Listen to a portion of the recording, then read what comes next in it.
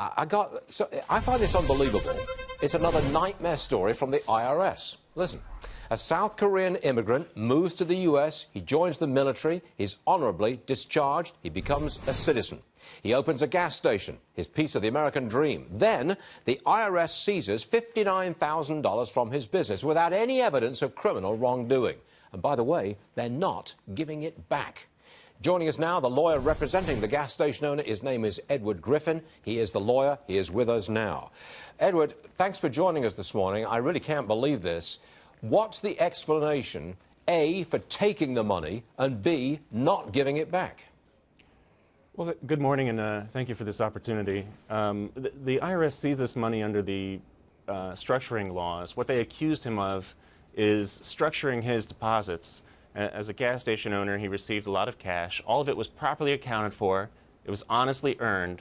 But what they said was, you deposited it in less than $10,000 amounts to avoid bank reporting laws. And that's a federal felony offense. And so the bank, I believe, suggested that your client admit guilt. Yes, I did put money in there, less than $10,000 a pop in cash. And it was at that point they swept the money away. That's what happened? Well, the IRS seized the money. They froze it, they seized it, and you know, as part of his plea agreement that happened back in 2011, that's how long this case has been going on, they got to keep that money. Well,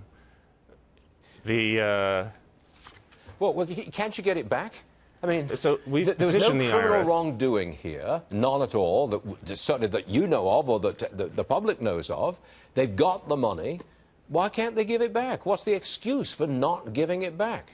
There's no good excuse for not giving the money back. Well, the what right are you thing to to do do now? would be to return it. I What we've understand done is the man's wife died during this mess, and he declared bankruptcy. She did. It wiped them out. They seized his entire operating account. He had no money to buy gas, no money to be able to pay the rent. He lost his business. The behavior here was just shameful. And the suspicion was that he was avoiding taxes. Is that it?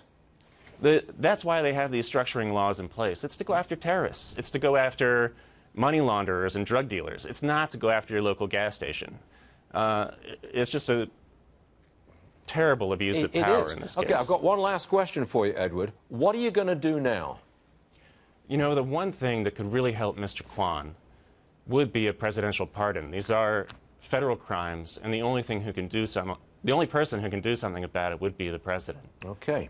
Okay. We've also appealed the case to the IRS, and we're continuing to try to fight it, and we really appreciate putting the pressure on them to hopefully make them give this money back to Mr. Kwan. Edward Griffin, we wish you and your client, Mr. Kwan, the very best of luck, because I think justice should be on your side. Thank you, Edward. We appreciate you being here. Yes, sir. Thank you very much. Okay.